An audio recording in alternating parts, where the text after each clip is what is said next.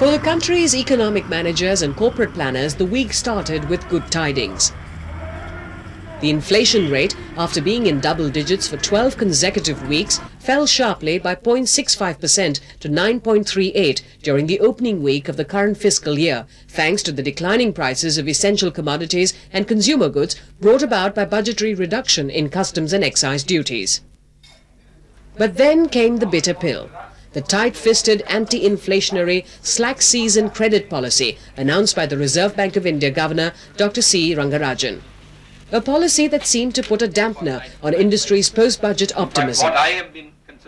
For the list of disappointments comprised of a 1% rise in term deposit rate to 12%, imposition of fresh credit discipline on borrowers, a drastic cut in bank credit to non-bank finance companies, ban on bridge loans to all companies, including those against public issues, a 1% increase in post-shipment credit to 7.5%, and lowering of refinance limit to 70%. Experts point out that the cumulative effect of the new measures would result in squeezing money supply and increasing the cost of funds to industry. The first indications were already perceptible when some Indian banks, in reaction to the rise in term deposit rates, announced their decision to hike prime lending rates by 0.5 percentage point. Many others would soon be following suit. Since the rate on deposits has been hiked by 1%, so banks will have correspondingly to increase the lending rate also to match the increased cost on funds. Some banks are thinking to raise it by 0.5%. Some banks are trying to do it by 1%. Our bank in Punjab National Bank, we will be doing it by 0.5%. Analysts say that the expected increase in lending rates could fuel a liquidity crunch, which in turn could slow down investment plans and corporate growth in the coming months. They also point out that the total ban on bridge loans and reduction in bank credit to finance companies could dry up viable sources of corporate funds.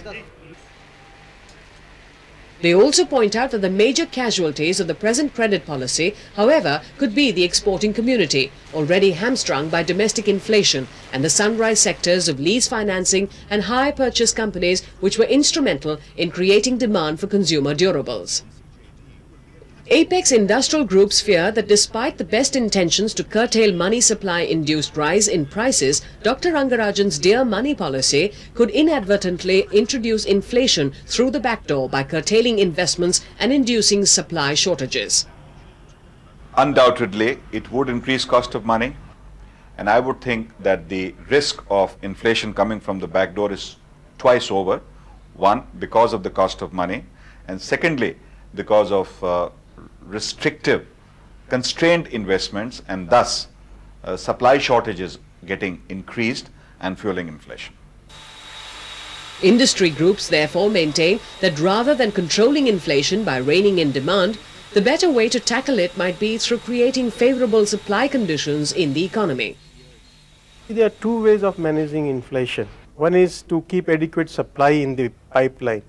The other is demand side management, that you try to bring about recession in demand. Now, tight money policy is reducing demand, which according to me is not desirable, especially in today's context when we want our economy to grow. We want rejuvenation of our economy. So there should be more demand and there should be more supply. So there should be supply-oriented approach, which is possible provided you give adequate funds for the supply. What is needed is to really support, promote investments in new capacities, modernization, which would enable both increased export competitiveness and also meeting domestic supply shortages. Analysts further reiterate that along with supply-side economic tools, the government itself should exercise more prudence on its mounting expenditure rather than crowding out investable funds for the corporate sector as a measure to check inflation. As the economy heads for a high-growth path ahead this year, the only major roadblock that threatens to derail its momentum is inflation. And if Dr. Rangarajan's latest measures in the slack credit policy end up doing the opposite of the intended anti-inflationary effect, the RBI governor might probably be forced to undo the damage in the busy season policy that will follow later this year.